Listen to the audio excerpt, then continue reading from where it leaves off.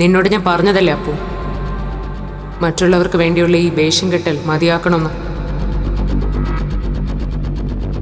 എന്നിട്ടും ആർക്ക് വേണ്ടിയാ നീ വീണ്ടും വീണ്ടും നിന്റെ ഐഡന്റിറ്റി എങ്ങനെ അപമാനിക്കുന്നത്? നീ നിന്റെ സ്വത്വം എന്താണെന്ന് ലോകത്തോട് വെളിപ്പെടുത്തി കഴിഞ്ഞതാണ് അപ്പു. പിന്നെ എന്തിനാ നിന്റെ ആത്മബോധത്തെയും വ്യക്തിത്വത്തെയും സ്വയം എങ്ങനെ അപഹസിക്കുന്നത്?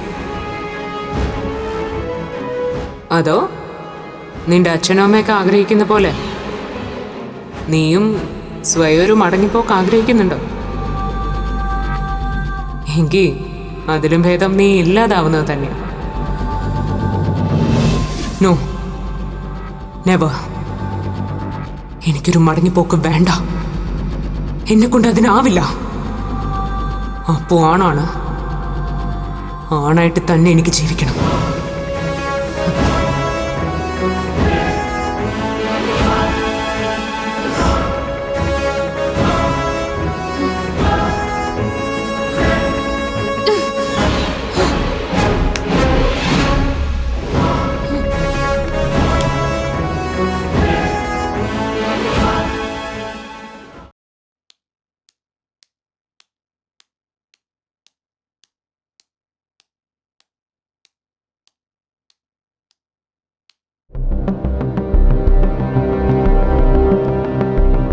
മോളെ അപ്പു.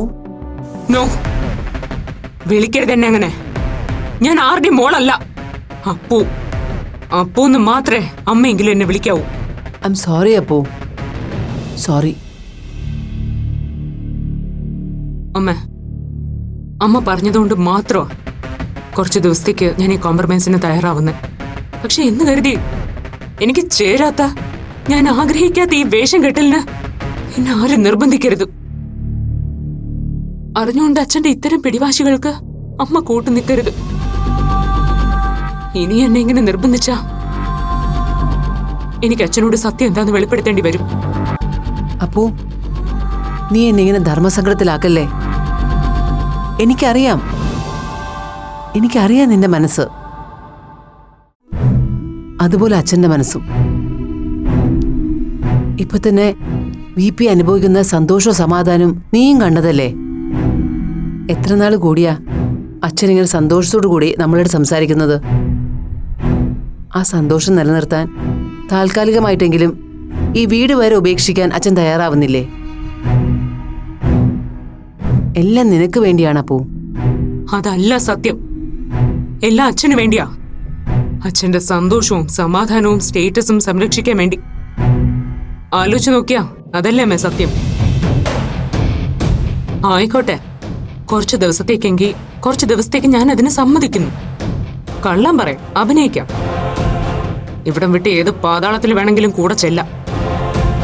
പക്ഷെ ഇതുപോലുള്ള കാര്യങ്ങൾക്ക് എന്നെ നിർബന്ധിക്കുന്ന സാഹചര്യം അമ്മ എങ്ങനെയെങ്കിലും ഒന്ന് ഒഴിവാക്കി തന്നേ പറ്റൂ.